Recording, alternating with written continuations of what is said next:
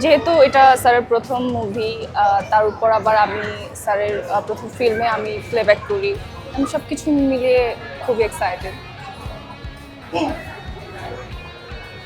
আচ্ছা, এটাতে তো আপনি প্রথম প্লেব্যাক করেছেন, সেই দিকটা যদি আপনার ফিলিংসটা সেই দিক থেকে ফিলিংস আমার কাছে আসলে সব কিছু স্বপ্নের মতোই লাগছে, যে এত বড় কাজ, আমার গান সিনেমা হলে আসছে, আমার গাওয়া মুভিতে, ওই মুভি আবার সিনেমা হলে এত বড় করে, আমি আসলে ওই যে বললাম সব কিছু স্বপ্নের মতোই লাগছে।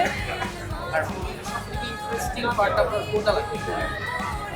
এটা আসলে এই সিনেমাটা আমি যতটুকু দেখে বুঝেছি, এটা শিক্ষণীয় অনেকটাই, একটা শিল্পীর জীবন নিয়ে, এটা থেকে আসলে অনেক শিল্পীর অনেক কিছু জানার আছে, শেখার আছে। ইভেন আমিও আসলে দেখে রাখছি, শিখে রাখছি।